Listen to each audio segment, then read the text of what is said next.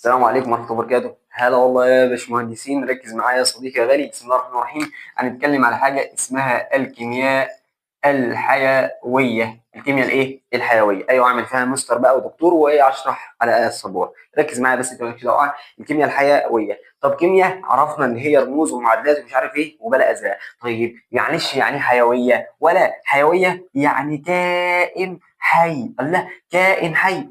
انت عارف الكائن الحي بيتكون من ايه؟ مش عارف. اقول لك انا، الكائن الحي ده بيتكون من اجهزه، والاجهزه دي بتتكون من حاجه اسمها اعضاء، والاعضاء من انسجه، والانسجه من خلايا، والخلايا دي من عضيات. فسيولوجي دكتور رائد الله يمسيك الخير. على اجهزه، اعضاء، والاعضاء من انسجه، والانسجه من خلايا، والخلايا من عضيات. فاكر العضيات دي بتتكون من ايه؟ قال لك العضيات دي يا باشا 99% منها مركبات كيميائيه بس مش حيويه، ده كيمياء تانيه اسمها الكيمياء التحليليه. ولكن يا صديقي 1% دي مركبات كيميائيه بس حيويه. فكك من خط كيمياء حيويه.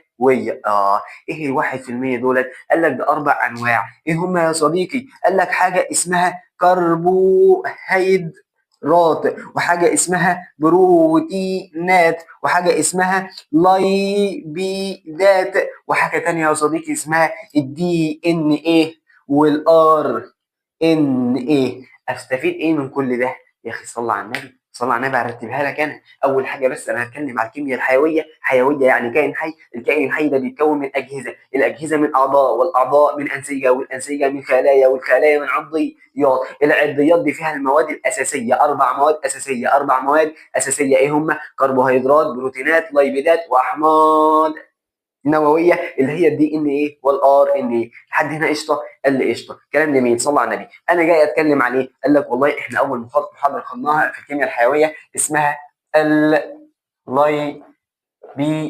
اسمها يا صديقي اللايبيدات. الراجل اول ما قال لك حب يكلمك عن اللايبيدات، قال لك والله بسم الله الرحمن الرحيم، دي مركبات عضوية. مركبات ايه؟ عضوية يا بوي. مركبات عضوية. ايه هي المركبات العضوية؟ فاكر يالا المركبات العضوية كانوا بيقولوا على الكيمياء العضوية كيمياء الكربون، لان العنصر الاساسي فيها هو الكربون. فالمركبات العضوية العناصر الاساسية فيها الكربون والهيدروجين. الكربون وايه؟ والهيدروجين. الكربون وايه؟ والهيدروجين. قال لك خلي بال حضرتك يا فندم، المركبات العضوية غير قطبية، لا تذوب في المية وتذوب في المذيبات العضوية. مش فاهم حاجة. بقول لك المركبات العضويه اللي هي العنصر الاساسي فيها الكربون والهيدروجين، دي مركبات غير قطبيه. غير ايه؟ قطبيه. يعني ايه غير قطبيه؟ يعني لا تذوب في الميه. امال هتذوب فين يالا؟ في ام العسل؟ قال لك لا، ده هتذوب في حاجه اسمها المذيبات العضويه. هتذوب في مركبات عضويه ثانيه زيها. هتذوب في مركبات عضويه ايه؟ زيها. كلام جميل. استفاد من ده ايه؟ يا اخي صلى على النبي، اتقل تتكيف تاخد حاجه نظيفه.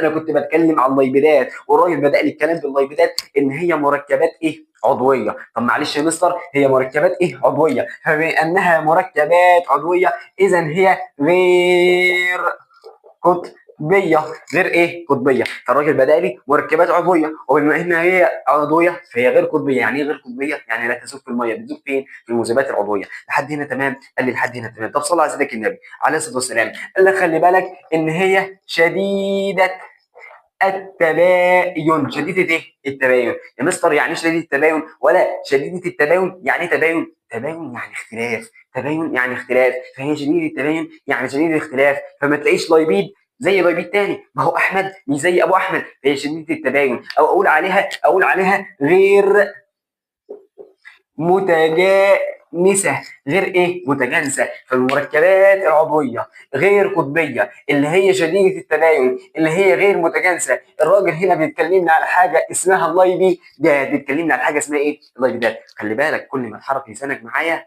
كل ما تفهم. معلش انا اندمجت معاك وقلت لك يالا وبتاع. انا اسف يا باشمهندس، بس عيش معايا اللحظه. عيش معايا ايه؟ لحظه. اخوك صغنن انا. عيش معايا اللحظه. اسمها ايه يا ولدي؟ اللايبيدات. اول حاجه في اللايبيدات عرفتها ان هي مركبات عضويه. بما انها عضويه فهي غير قطبيه. فهمت انت طبعا ان هي غير قطبيه. وقال لك خلي بالك ان هي شديده التباين يعني غير متجانسه. يعني ايه شديده التباين يعني غير متجانسه؟ يعني احمد مش زي ابو احمد. احمد مش زي مين؟ زي ابو احمد. كلام جميل. طب صلى على سيدك النبي عليه الصلاه والسلام. عايز تعرفني ايه تاني يا عم اللايبيدات؟ قال لك والله هي أحد المكونات الأساسية الأربعة لجسم الكائن. الله الله الله الله والباقي على الله. صلى على سيدك النبي عليه السلام. دي أحد المكونات الأساسية الأربعة. إيه هي المكونات الأساسية الأربعة؟ أهي يا حمادة: كربوهيدرات، بروتينات، ليبيدات، أحماض نووية دي إن إيه والآر إن إيه. الليبيدات دي أحد المكونات الأساسية دي أحد المكونات الإيه؟ الأساسية. فهمت ليه هي أحد المكونات الأساسية؟ قال لي فهمت. طب صلى على النبي عليه الصلاة والسلام. طيب بيقول لك تعرف ان اللايبيدات دي بتتكون من ايه؟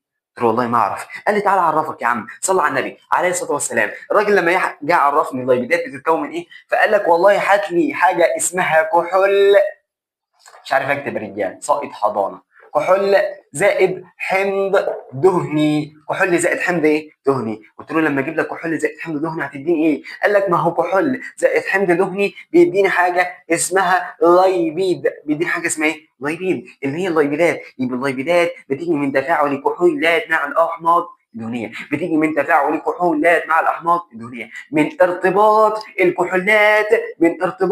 الكحولات مع الاحماض الدهنيه، بس بيتربطوا رابطه اسمها ايه يالا؟ استريه. رابطه اسمها ايه؟ رابطه ايه؟ استريه. قلت له ايه الرابطه الاستريه دي؟ قلت له الاستر. قلت له يعني ايه؟ قلت لك اصل الكحول والحمض الدهني بيديني لايبيد، اللي هو غالبا واحيانا ومعظمه اللايبيد ده هو عباره عن استرات. اللايبيدات عباره عن ايه يا ولدي؟ استرات. قلت له فبيرتبطوا برابطه اسمها استر. قال لي مش فاهم حاجه. قلت له طب صل على النبي عليه الصلاه والسلام. ولدي عارف تركيب الكحول ايه هو؟ قال لي لا. قلت له الكحول يا باشا عباره عن ار ماسكه فيها او اتش. الار ماسكه فيها ايه؟ او اتش. طب عارف يا ولدي تركيب الحمض الدهني ايه؟ قال لي لا. قلت له تركيب الحمض الدهني ار ماسكه فيها سي او او اتش. يبقى تاني بالله عليك كده تركيب الكحول ار ماسكه فيها ايه؟ او اتش. اما الحمض الدهني ار ماسكه فيها سي او او اتش. طب ايه الار دي؟ ولا اوعى تنسى الار يالا، ده مجموعه يالا الالكايل، اللي هي كنت بقول بقى سي اتش 2، اللي هي في الاخر عباره عن ذرات كربون ماسك فيها هيدروجينات. صح ولا انا غلطان؟ اوعى تنسى ان الكربون تكافؤه رباعي.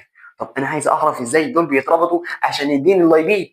كل ده عشان افسر لك كلمه واحده بس، ان هم بيتربطوا برابطه اسمها رابطه استريه. وعليك طبعا الكلام ده، بس صلى على رسول الله عليه الصلاه والسلام. ناتي في المشاوره. ايوه دي المشاوره، احنا ناس متقدمه. صلى على النبي يا صديقي. انا عايز دلوقتي افهم اللايبيد او اللايبيدات بتتكون ازاي. قلت لك اللايبيدات بتجيب يا باشا هنا اول حاجه حمض دهني زائد كحول، فتديك استر، اللي هي معظم الاسترات لايبيدات، معظم الاسترات دهون. كلام عايز تقول ايه بقى؟ عايز اقول لك صلى على النبي عليه الصلاه والسلام. الحمض الدهني ده تركيبه ايه؟ والله الحمض الدهني ده تركيبه ار، والار دي ماسكه في سي او او اتش. صح ولا ايه؟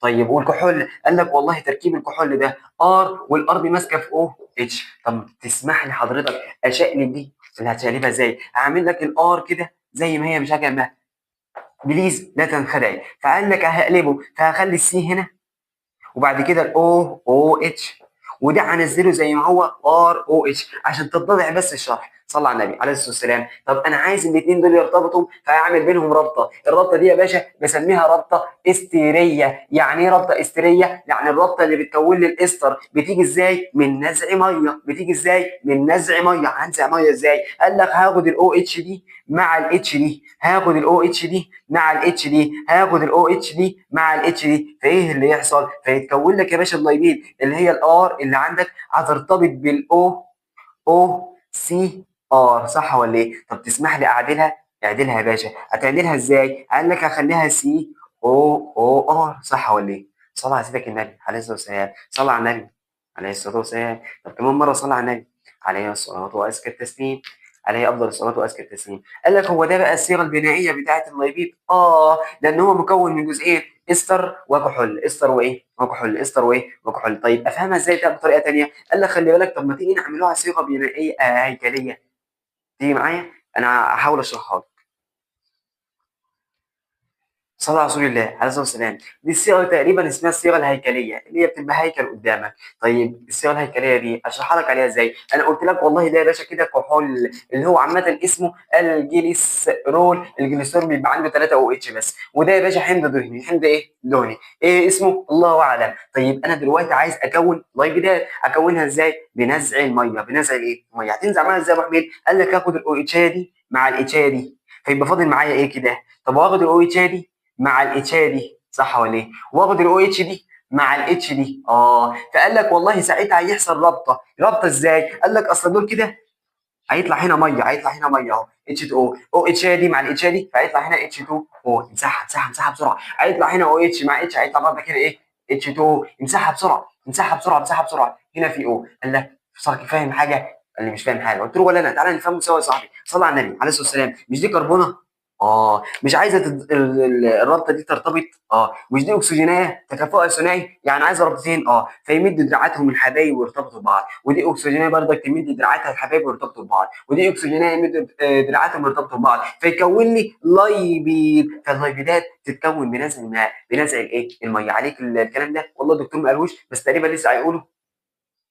بس انا حبيت افهمك حاجه. شفت الرابطه اللي هي الدراعات مدت فيها؟ هي دي الرابطه الاستريه. فهو بيقول لحضرتك يا باشا، بيقول لحضرتك التعريف الثاني لللايبيدات. بيقول لك اللايبيدات يا باشا مالها؟ اللايبيدات تتكون من تفاعل الاحماض الدهنيه مع الكحولات بواسطه رابطه استريه. الناس سمعت رابطه استريه مش فاهمه هي جت منين. فالرابطه الاستريه يا باشا المتكونه من نزع الميه، المتكونه من نزع الايه؟ الميه. وبس هنا ما فهمتش التركيب ازاي حصل. انت خلاص الرابطه الاستريه دي المتكونه من نزع الميه لما يتفاعل الحمض الدهني او يرتبط الحمض الدهني مع الكحول. لما يرتبط الحمض الدهني ايه؟ مع الكحول. طيب اللايبيدات بتاعت تقول اللايبيدات واللايبيدات ده احد المكونات الاساسيه. ده مش عارف دول مين من المركبات العضويه. اهميتها ايه؟ هستفاد منها ايه؟ ركز بقى عشان الكلام اللي جاي ده زبد. الزبد يا ولدي. صلى على رسول الله.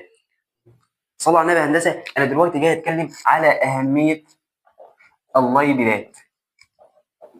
بص يا صديقي، اللايبيدات اهميتها ايه؟ قبل ما اقول لك اهميه اللايبيدات، انت تعرف انت بتحصل على الطاقه من كم مصدر؟ والله يا صاحبي انا بحصل على الطاقه من كم مصدر مش عارف. قلت له ولا تعالى نعرفه سوا. قال لك والله من 3 مصادر. ايه هم؟ قال لك والله ممكن من بروتينات، الناس اللي بتروح الجيم، او من الكربوهيدرات، او من اللايبيدات. يبقى انا بحصل على الطاقه من 3 مصادر: بروتينات، كربوهيدرات، لايبيدات. خلي بال حضرتك. عشان كده الراجل المحترم اول وظيفه او اول اهميه من اهميات اللايبيدات قال لك يا باشا هي مصدر مهم جدا من مصادر الغذاء. مصدر مهم جدا من مصادر الايه؟ الغذاء. قلت له اشمعنى؟ قال لي تعرف يا صاحبي ان البروتينات والكربوهيدرات مالهم؟ ال1 جرام منهم بيديك 4 كيلو سعر حراري. قلت له ايه سعر حراري؟ دي قال لك دي وحده قياس الطاقه اللي في الجسم يعني. يعني الواحد بيديك 4. قلت له وبعدين؟ قال لي انت متلاحظ ان اللايبيدات ال1 جرام بيديك 9 كيلو حراري؟ قلت له اوه ماي جاد، يعني البروتين والكربوهيدرات اللي هي معظم اكلنا بتدي لك 4 بس، لكن اللايبيدات الواحد بيديك 9؟ قال لي سبحان الله. يعني اول اهميه لللايبيدات ان هي من اهم مصادر الغذاء، من اهم مصادر الايه؟ الغذاء، او من اهم مصادر الحصول على الطاقه، من اهم مصادر الحصول على الطاقه. مش بس كده والله يا صديقي، ده قال لك كمان مصدر للفيتامينات. مصدر لمين؟ للفيتامينات. هي مين دي؟ اللايبيدات. قلت له زي مصدر للفيتامينات. قال لي ابو حميد انت تعرف ان الفيتامينات ديت نوعين؟ قلت له ما اعرفش غير منك دلوقتي. ايه هم النوعين؟ قال لي الفيتامينات يا باشا في منها نوع بيذوب في الميه ديت يا باشا، مش موجوده في الدهون. يعني انا دلوقتي عندي فيتامينات لا تذوب في الماء، وفيتامينات تذوب في الماء. صح صح معانا كده. لا تذوب في الماء، بما انها لا تذوب في الماء فاذا هي غير قطبيه، فاذا هي بتذوب في الدهون. ودولت يا باشا 4، والدكتور قال لك كده. انا بنقول كده وبنكتب كده. كده اللي هم الفيتامين كي وفيتامين اي وفيتامين دي وفيتامين بي. قال لك الفيتامينات ديت لا تذوب في الميه، يعني مش موجوده في الميه، يعني مش موجوده في الدم. طب عشان تحصل عليهم كل لك حته دهنه، كل لك حته دهنه زي ما قلت لك حته لايبيد، يعني موجودين في الدهون اللي هم اسمهم ايه كده. طيب اللي بتذوب في الميه يعني مش موجودين في الدهون، يعني هم قطبيين. مالهم؟ قال لك والله ده فيتامين ايه وفيتامين، لا مش فيتامين ايه بقى، قال لك فيتامين بي وفيتامين سي. فيتامين بي وفيتامين سي ده دولت اللي بيذوبوا يا باشا فين؟ في الميه، فبالتالي هم مش موجودين في الدهون. فقال لك هي مصدر للفيتامينات الاساسيه اللي هي الكي ده. طيب انا عرفت ازاي دلوقتي ان هي مصدر للفيتامينات؟ اول حاجه ان هي من اهم مصادر الغذاء واثبتناها، وعرفنا كمان ان هي من اهم مصادر الفيتامينات وفهمناها. قال لك بس خلي بالك ده لها وظيفه خاصه. قلت له ازاي لها وظيفه خاصه؟ قال لك ده لها وظيفه متخصصه. قلت له ازاي لها وظيفه متخصصه؟ قال لك صلى على الحبيب عليه الصلاه والسلام. طب زيد النبي صلاه عليه الصلاه والسلام. كنت لابس البتاع ده وسقعان وحررت. طب كمان صلاه على الصلاه عليه افضل الصلاه والسلام. قال لك والله يا باشا فاكر يا ولدي في ثالثه ثانوي كنت عندك باب بحاله اسمه الهرمونات؟ كان بيقول لك من اهم الحاجات اللي بتميز الهرمونات دي ان هي متخصصه، يعني كل هرمون بيؤدي وظيفه معينه محدده ليه. قلت لك الشرع اللي وراه. قال لك ما هي بقى اللايبيدات دي بتدخل في تركيب بعض الهرمونات، حاجه اسمها الهرمونات الاسترويديه، الهرمونات الاسترويديه، الهرمونات الايه الاسترويديه اللي بيدخل في تركيبها البروتينات اللايبيدات، صح ولا ايه؟ يبقى تاني هي ليها وظيفه متخصصه. ليه هي وظيفه متخصصه؟ عشان بتدخل في تركيب الهرمونات الاسترويديه، والهرمونات كده كده متخصصه، والهرمونات كده كده متخصصه. في كلمه بقى جميله وهتفتح علينا مواويل دلوقتي، ايه هي؟ قال لك خلي بال حضرتك ان هي بتدخل في تركيب الاغشيه. خلي بالك انا مكسل اكتب. يعني انتوا مش عاملين صغيرين، هكتب لكم على السبوره عشان تكتبوا كده فيها صوتي. الساعه دي وقت اخر على 4 الفجر. عشان وعدتك بس ابو صلاح فبسجل، والله لا كده ولا بنسجل. ركز معايا. تمام. ايوه بحنسك. ما بقول لك ايه، ما زهقناش. بقول لك يا تدخل في تركيب الايه الاغشيه، تدخل في تركيب الايه الاغشيه. خلي بال حضرتك الكلمه دي هتفتح لنا ابواب كتيره. ازاي حضرتك؟ ممكن امسح السبوره اقول بعد اذنك يعني. اين المشاوره؟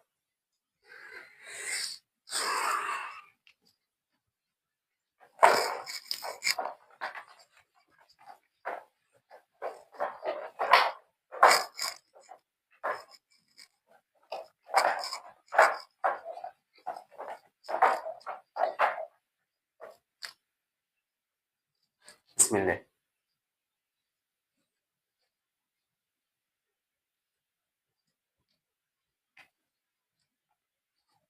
طب بسم الله والصلاة والسلام على سيدنا رسول الله. لا مش هخطب. أنا قلت إن هي بتدخل في تركيب حاجة اسمها الإيه يا صديقي؟ الأغشية. خلي بالك الأغشية والأنسجة. جت منين الأنسجة؟ كنت كاتبها لك هنا.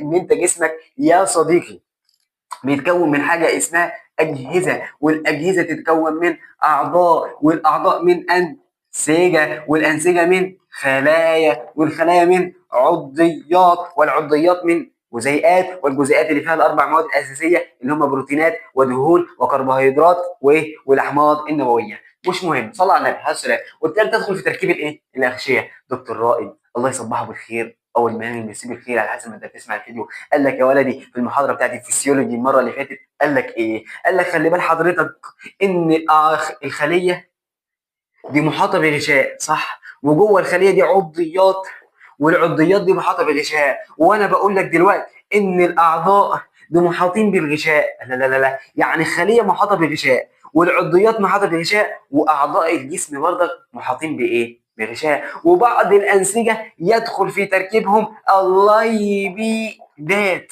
عايز تقول ايه يعني؟ عايز اقول لحضرتك الوظيفه الرابعه او الخامسه مش عارف، ان اللايبيدات مالها اللايبيدات دي؟ قال لك لها وظيفه حمايه ووقايه وتغليف. حمايه ووقايه وايه؟ وتغليف. حمايه ووقايه وتغليف مين؟ الخليه او العضيات او الاعضاء. صح ولا انا غلطان؟ ده ملخصه لك خمس ست حاجات. يبقى انا اول حاجه دلوقتي من وظائف يا عمك الحاج اللي اسمها اللايبيدات.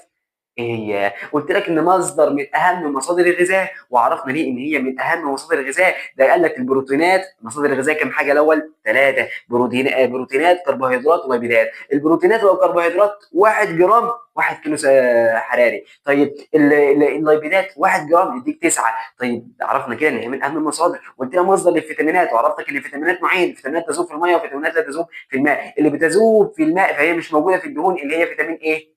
بي وسي. لكن اللي لا تذوب في الماء اللي هي الغير قطبيه اللي هي موجوده في الدهون، يعني اللي هم اربعه كده. تمام، كلام جميل. صلى على رسول الله عليه الصلاه والسلام.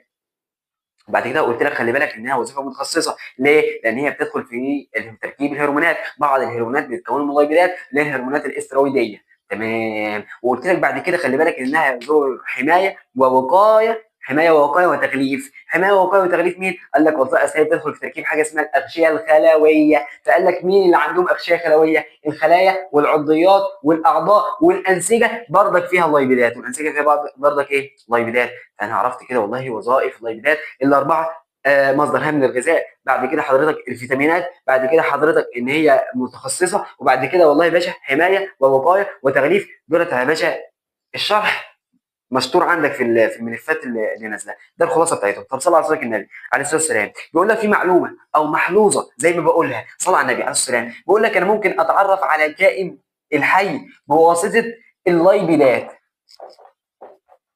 قلت له ازاي يا عم؟ ازاي انت تعرف كائن حي بواسطه الدهون؟ قال لي يا باشا صل على الحبيب عليه الصلاه والسلام. قال لك يا صاحبي مش في خلايا بتتكون، كائنات حيه اسف بتتكون من خليه واحده؟ قلت له والله في كائنات فعلا حيه بتتكون من خليه واحده. في حاجه اسمها البكتيريا، والبكتيريا دي عباره عن خليه واحده اصلا ودي كائن حي. قال لك اه. هي مش الخليه محاطه بايه؟ قلت لهم محاطه بغشاء. قال لي الغشاء ده بيتكون من ايه؟ قلت له من اللايبيدات. قال لي ما هو بس كده، ما هو اللايبيدات اللي في الغشاء بتاع البكتيريا غير اللايبيدات اللي في غشاء محمد صالح. صح ولا ايه؟ اللايبيدات اللي في غشاء محمد صالح غير اللايبيدات اللي في غشاء محمد حسام. صح ولا ايه؟ الله اعلم يا رجاله. الله اعلم.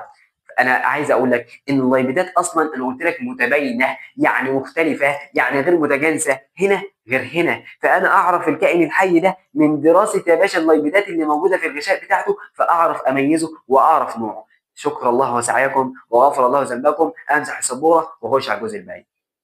طيب في معلومه صديقي عايز اقولها لك. صلى على حبيبك النبي عليه الصلاه والسلام. بسم الله ما شاء الله. حضرتك رحت الكليه جيت رايح عايز ايه؟ جعان. فتعمل ايه؟ طالب واحد سوري.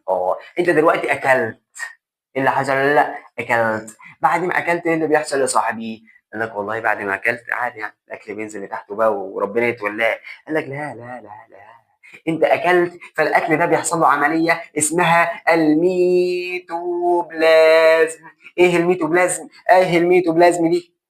قال لك الميتوبلازم دي عمليه التمثيل الغذائي. ايه هي التمثيل الغذائي؟ اللي هي الايض.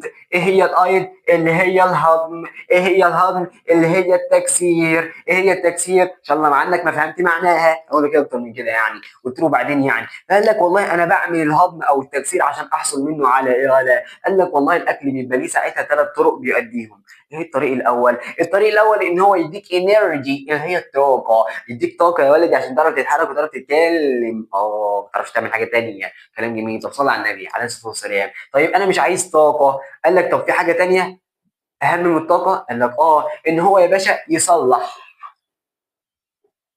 يعني ايه يصلح؟ يعني يصين. يعني ايه يصين؟ يعني يعالج المكسور او يعالج التالف من الجسم. انا باكل غذاء فعندك والله تعويره، بتروح عند التعويره الخلايا دي بقى تغذيها تغذيها تغذيها عشان تكبر كده وتنمو وتعوض التالف منها تصلح التعويره دي. طب افرض يا باشا انا دلوقتي الحمد لله سليم من كله. الحمد لله. والحمد لله عندي طاقه تكفيني. طب الغذاء انا قاعد اكل احشر احشر احشر احشر احشر وانت مش محتاج اكل. تعمل ايه؟ قال لك والله يا صاحبي ساعتها والله مفيش طاقه ومفيش كمان ايه تصليح وتصميم. فساعتها البتاع يلجا الى التخزين. يلجا الى ايه؟ التخزين. يبقى ما يبقاش فيه طاقه ما يبقاش فيه تصليح تلجا الى التخزين. تخزن وويلك من التخزين يا ولدي. تخزن في هنا وفي حاجات بتطلع هنا كده. كلام جميل. صلى على النبي عليه الصلاه والسلام. دلوقتي انا عرفت ان هي بتتخزن. قال لك بتتخزن فين؟ قال لك والله في النبات بتتخزن على هيئه حاجه اسمها الزيوت. الزيوت او الدهون. في الانسان بقى لا تتخزن على هيئه دهون بس. دهون بس. ايوه والله. طب افرض دلوقتي انت دخلت الصحراء، صحراء جرداء لا فيها زرع ولا فيها ماء ولا فيها غذاء، فماذا سيحدث لك؟ ستجوع ومفيش اكل، انت محتاج طاقه. طب الطاقه اجيبها منين؟ الجسم يرجع لايام زمان ويفتكر ده انا كنت مخزن شويه دهون، فارجع شويه الدهون دولت اكسرهم تاني واعمل لهم تمثيل غذائي يتهضم مش عارف يدور ايه عشان احصل منهم على ايه؟ الطاقه. ده امتى الحاله دي؟ لما يبقاش في اكل اصلا اكله. وصلت ولا ما وصلتش؟ وصلت. طب صلى على النبي، احنا كده خلصنا ايه؟ جزء مهم. خش على الجزء الاهم وهو انواع اللايبيدات او اقسام اللايبيدات، مش انواعها، اقسام اللايبيدات. هل اللايبيدات دي لها اقسام؟ اي نعم ليها اقسام يا صديقي. ايه هي اقسام؟ صلى على النبي عليه الصلاه والسلام. طب صلى على النبي يا صديقي كده. انا قلت لك انا جاي اتكلم دلوقتي او اعمل ايه؟ عايز اتكلم على اقسام. الرب يكون الصوت واضح والكلام واضح. اللايبيدات. طيب اقسام اللايبيدات يا باشا ثلاثه. كم قسم؟ ثلاثه. اول قسم عندي لايبيدات بسميها لايبيدات بسيطه، والتانيه مركبه، ولو عايز تقول عليها معقده ايزي. اما الثالثه والاخيره فهي مشتقه. هي ايه؟ مشتقه. ركز عشان ما نشجعك شيء. انا هتكلم دلوقتي على اللايبيدات البسيطه. فقال لك بسم الله الرحمن الرحيم. فمن انها بسيطه فهي تتكون من حمض دهني زائد كحول فقط لا غير. قلت له مش فاهم حاجه. قلت له عايز لايبيد بسيط. قلت له قال لي هات حمض دهني زائد كحول بس، حمض دهني زائد كحول بس. قلت له اشمعنى؟ قال لي اصل لما اجي اكلمك على المركبه والمعقده هتجيب لي حمض دهني زائد الكحول زائد اي حاجه تانية. قلت له ايه الحاجه التانية دي؟ قال لي ممكن تبقى كربوهيدرات، ممكن تبقى بروتينات، ممكن مجموعه فوسفات او مجموعه نيتروجين او مجموعه بروتينات. صح ولا ايه؟ يعني طب ما انا مش ممكن اشيل الحمض الدهني زائد الكحول واحط بديلهم ليبيدات بسيطه، فاقول لو انا عايز مركب او معقد اقول بسيط زائد اي حاجه؟ اه والله. طب ما تيجي نرجع كلامنا تاني للبسيطه. قلت لك ان البسيطه حمض دهني زائد كحول، حمض دهني زائد كحول بس، لان لو زودت هتبقى ساعتها مركبه او معقده، هتبقى مركبه او ايه؟ او معقده. جيت على البسيطه قال لك هي بتتكون من حمض دهني زائد ايه؟ كحول. قال لك وغالبا يعني مش كله، غالبا الكحول ده بيبقى عمك الحاج اللي اسمه جليسرول. خلي بالك ان الجليسرول قال لك 3 ذرات كربون، وقلت لك الكحول اصلا كان ار ماسكه في او اتش، فكل ذره كربون ماسكه في ايه؟ ولا في او اتشايه، وهنا ماسكه في او اتشايه، وده ماسكه في او اتشايه. دي الصيغه الهيكليه لعمك الحاج اللي اسمه جليسرول. كلام جميل يا مستر. كلام جميل والله يا صديقي. صلى على رسول الله عليه الصلاه والسلام. طب تعرف الاحماض اسف اللايبيدات البسيطه زي مين؟ قلت له زي مين؟ قال لي عندك حاجه اسمها اسايل جليسرول. اكيد ده يا باشا بيبقى حمض دهني زائد عمك الحاج اللي اسمه جليسرول. قلت له تمام. قال لك خلي بالك المركبات دي يا باشا لما يجي يعرفها قال لك هي استرات الاحماض الدهنيه. قال لك هي ايه؟ استرات الاحماض الدهنيه. استرات الاحماض الدهنيه. مالها بقى؟ قال لك لما الاحماض الدهنيه دي تتفاعل مع الكحول الجليسرول، صح ولا ايه؟ وبينهم رابطه استريه. مش فاهم حاجه. قلت له ولا انا يا عم، تعالى نفهم سوا. صلى على حبيبك النبي عليه الصلاه والسلام. انا قلت دلوقتي كنت بتكلم على اللايبيدات البسيطه، قلت زي مين؟ زي ايسايل جليسرول. ايه هم الايسايل جليسرول او ايسايلات الجليسرولات جمعهم يعني؟ قال لك دي يا باشا استرات الاحماض الدهنيه. اربط عندك يعني ايه استرات. انا مش كنت لسه قايل لك هنا ان معظم الاسترات لايبيدات؟ يعني هي لايبيدات. تمام. يعني ما هي كده كده نوع من انواع اللايبيدات اللي تتفاعل فيها مين الاحماض الدهنيه مع كحول الجليسرول. ما هو حمض دهني مع كحول الجليسرول. قال لك مع حاجه ثانيه؟ قال لك لا، ما هو هنا فقط لا غير، هو كده بسيط. وبينهم رابطه ايه يا ولدي؟ استريه. مش انا لما قلت لك يا ولدي الكحول مع الحمض قال لك بيتكونوا او بيرتبطوا ببعض ازاي؟ بنزع ميه. طب نزع الميه ده بيتم ازاي؟ بيتم بعديه ايه؟ تكوين رابطه استريه، لان هو بيتكون في الاخر ايه؟ استر، فسموها رابطه استريه ولسه شرحها لك دلوقتي. كلام جميل. صلى على النبي عليه السلام. قال لك طب ما هو ممكن يبقى في نوع تاني من بسيطه. قلت له زي مين؟ قال لك زي حبيبي حاجه اسمها الشمع. حاجه اسمها ايه؟ الشمع. قلت له ايه تعريف الشمع؟ قال لك دي استيراد احماض دهنيه مع كحولات مالها. قال لك مع كحولات وزنها الجزيئي مرتفع. وزنها الجزيئي ايه؟ مرتفع، مع كحولات وزنها الجزيئي مرتفع او عالي. وزنها الجزيئي مرتفع او عالي، معناها كده ان الجليسرول ما هو ده كحول، بس لو كان وزنه الجزيئي عالي او مرتفع ساعتها ما كانش هيديني ايصال جليسرول، ده كان هيديني ايه؟ شمع. فقال لك معناها ان الجليسرول ده وزنه الجزيئي منخفض. قلت له اي نعم يا صديقي، والله بدات تفهم ان الجليسرول وزنه الجزيئي منخفض، لان هو لو كان مرتفع كان ساعتها هيبقى من امثله مين؟ الشمع. خلي بالك ايصايل جليسرول دولت بيسموهم يا صديقي حاجه الدهون. الايثايل جليسرول بيسموهم الدهون المتعادله. ايه هي الدهون المتعادله ديت؟ ايثايل جليسرول، اسم التاني ليها دهون متعادله. الناس اللي تاهت مني معلش يا صديقي، انا مدروخ والله. انا اول حاجه بتكلم على اقسام اللايبيدات. قسمت اللايبيدات الى 3 اقسام: بسيطه، مركبه اللي هي معقده، الاثنين نفس الحاجه. بعد كده المشتقه. البسيطه حمض دهني زائد كحول. ما هو اللايبيد بيتكون من ايه يا اسطى؟ حمض دهني زائد كحول. فالبسيطه حمض دهني زائد كحول، مش معاهم حاجه تانية. لكن المعقده او المركبه حمض دهني زائد كحول معاهم حاجه تانية. الحاجه التانية دي كربوهيدرات بقى، بروتينات، مجموعه نيتروجين، مجموعه فوسفات، عد براحتك. معاهم حاجه ايه تانية؟ طب المشتقه اجي لها دلوقتي. طب صلى على النبي. جيت على البسيطه قلت لك يا بسيطه، قالت لي انا حمل دهني زي الكحول بس فقط لا غير. قلت لك زي مين؟ قالت لي زي حاجه اسمها ايثايل جليسرول. ده انواع من انواع الاحماض، انواع من احماض اللايبيدات البسيطه. قلت لك انت ايه ده؟ قال لي انا استيراد احماض دهنيه. يعني استيراد يعني اللايبيدات. الاحماض الدهنيه مع مين؟ قال لك مع كحول الجليسرول، اصلا اسمها ايثايل جليسرول فهي مع الجليسرول. قلت له تمام. طيب خلي بال حضرتك فيها لها مثال تاني اللي هو اسمه ايه؟ الشمع. قال لك الشمع هو استيراد احماض دهنيه. هناك كان مع الكحول اللي اسمه الجليسرول، قال لك هنا مع كحولات وزنها الجزيئي ايه؟ عالي. قال لك ما هو وزنها الجزيئي عالي، اذا الجليسرول وزنه الجزيئي منخفض. ليه؟ لان لو وزنه الجزيئي العالي ما كانش هيبقى يديني ايثايل جليسرول، كان بيروح مع مين؟ مع الشمع. اللهم بلغت، اللهم فاشهد يا صاحبي. وعرفنا ان ايثايل جليسرول لها اسم تاني اللي هو الدهون المتعادله. الدهون الايه؟ المتعادله. كلام جميل، صلى على رسول الله عليه الصلاه والسلام. جيت بعد كده على المركبه او المعقده. قالت لي انا حمض دهني زائد كحول. قلت لك يعني زي البسيط؟ قالت لي لا لا لا لا، في فرق. هناك كان حمض دهني زائد كحول فقط لا غير، مش معاهم حاجه ثانيه. هنا لا، هنا بتحط لي زائد ايه؟ اي حاجه ثانيه، مجموعه فوسفات، مجموعه نيتروجين، كربوهيدرات، بروتينات، اي حاجه ثانيه زائد حمض دهني زائد كحول. قلت لها يعني من الاخر يا مركبه يا معقده انت لايبيد بسيط زائد اي حاجه ثانيه. قالت لي اسم الله عليك يا صاحبي، خمسه في وشك. قلت لها الله ينور عليك. فاضل لي حاجه اسمها ايه يا ولدي؟ المشتقه. ايه هي يا مشتقه؟ قالت لي انا المشتقه بنتج من حاجه، خلي بالك كده، بنتج من هضم. بنتج ايه؟ من هضم. الهضم بيحصل فين يالا؟ جوه جسمك. يعني فين خاصه؟ في المعده. قلت لها يعني انت المشتقه اللي انت ناتجه من الهضم بتيجي تحصلي فين؟ جوه الجسم؟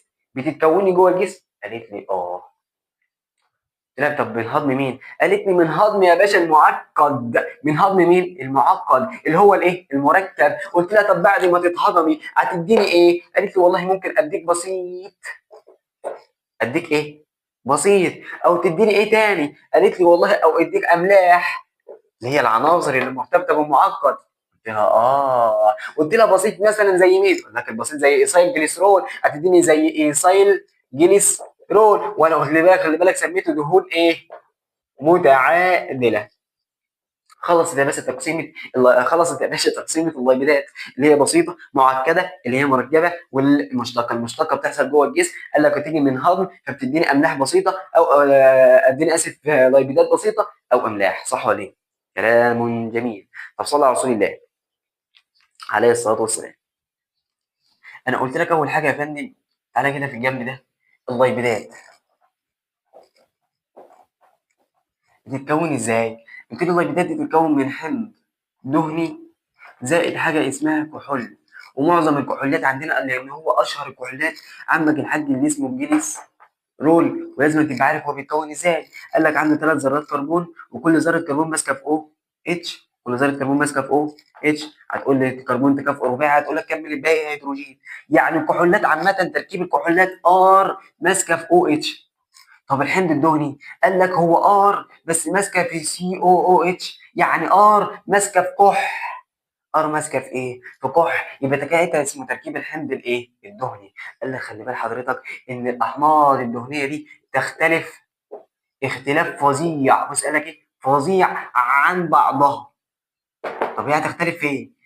الذكي يقول لي هتختلف في، هتختلف في السي او اتش اللي هي المجموعه الفعاله اللي بتعرفني ان قدامي ده اصلا حمض دهني، ولا هتختلف في الار؟ قال لك والله هي كده كده سي او اتش دي موجوده عند كله. هتختلف في الار. هتختلف فين؟ في الار. طب يا ار انت هتختلفي بالنسبه لهم بنيابه عن ايه؟ قالت لي انا ممكن اختلف والله من حيث حاجه. قلت لها ايه هي؟ ممكن اختلف من حيث عدد ذرات الكربون.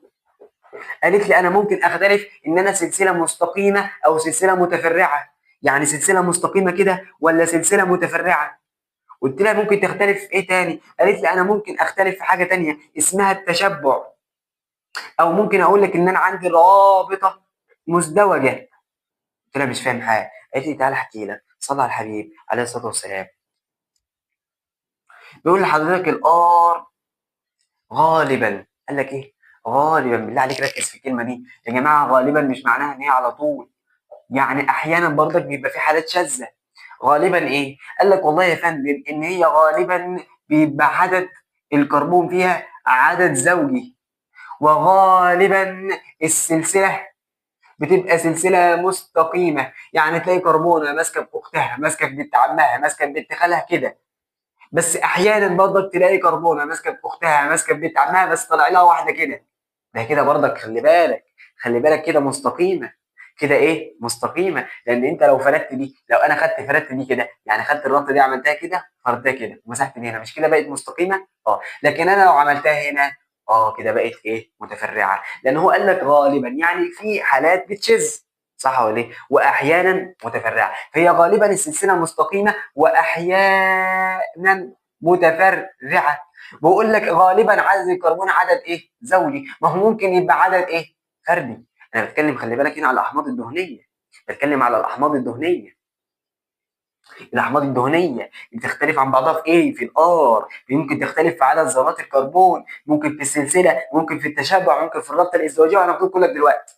عرفت اول حاجه ان هي غالب فيها العدد بيبقى زوجي، ده عدد الكربون، والغالب ان هي تبقى سلسله مستقيمه، بس ممكن تخلف.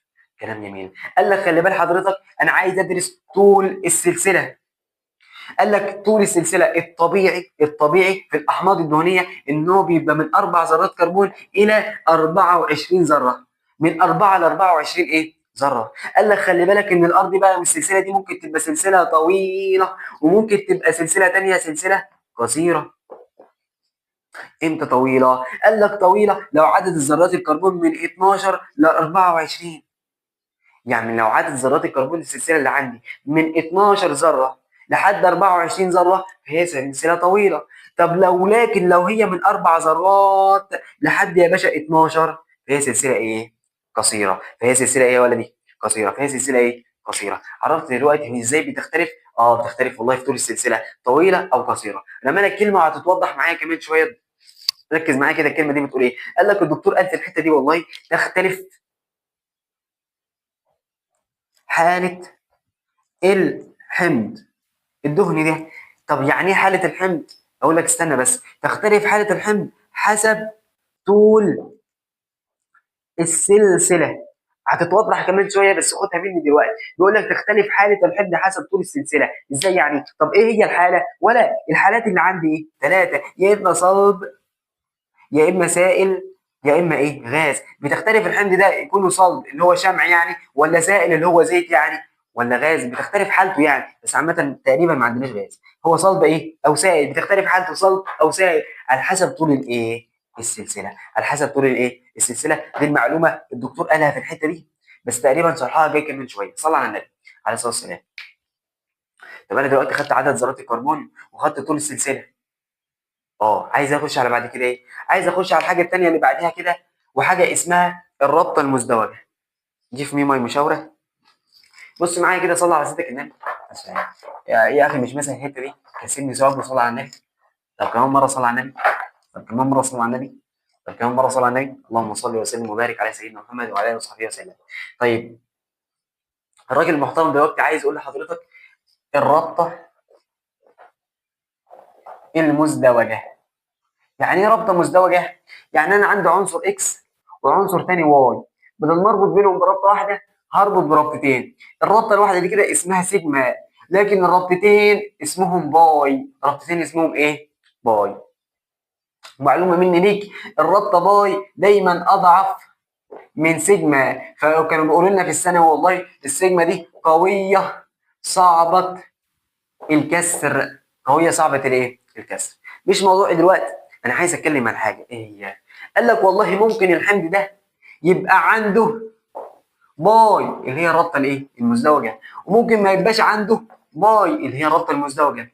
قال لك لو عنده باي يبقى غير مشبع. طب لو ما عندهوش يبقى الراجل ده مشبع. يبقى الراجل ده ايه؟ مشبع. قلت له تمام.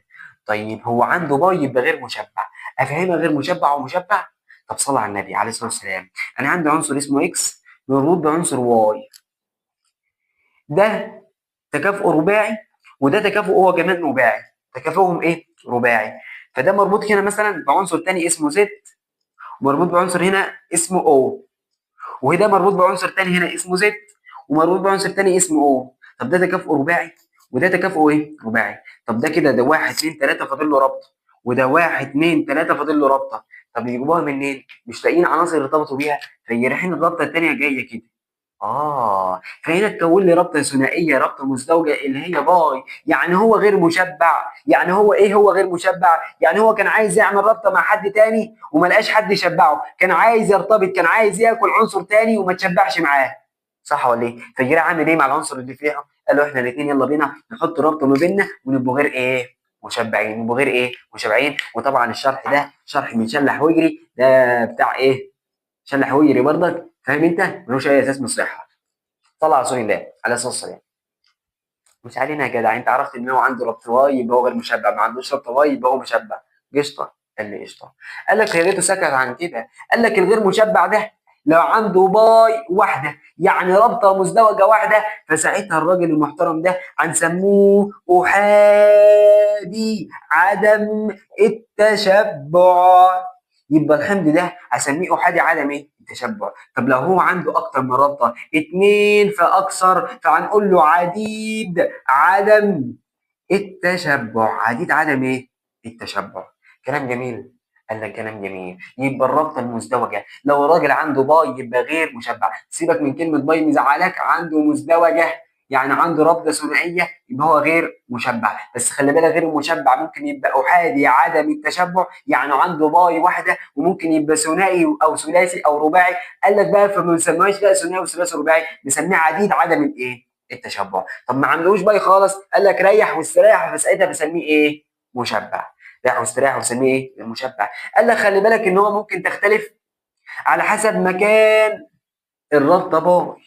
مكان الرابطه ايه؟ باي. يبقى السلسله مستقيمه هنا وهنا وهنا، عدد ذرات الكربون هنا نفس عدد ذرات الكربون هنا، الاثنين غير مشبعين والاثنين احادي عدم التشبع. ايه اللي يفرق؟ مكان الرابطه بتاعتي، مكان الرابطه ايه وبتاعتي. يعني مثلا هنا عندك سي مربوطه في سي مربوطه في سي مربوطه في سي او او اتش، وبرضك الثاني سي مربوطه في سي مربوطه في سي مربوطه في سي او او اتش. ده هو ده اللي يفرق ده عن ده ايه؟ ان ده الرابطه المزدوجه بتاعته هنا، لكن ده الرابطه المزدوجه بتاعته ايه؟ هنا. نفس عدد ذرات الكربون والاثنين مستقيمين، لكن اللي يفرق مكان الرابطه، اللي يفرق مكان الايه؟ الرابطه. كلام جميل. كلام جميل. صلى على سيدك النبي عليه الصلاه والسلام. طب الخلاصه اللي انا عايز اقولها، عايز اقول لك دلوقتي ان اللهم صل على سيدنا محمد ان الاحماض الدهنيه بتختلف عن بعض في الار.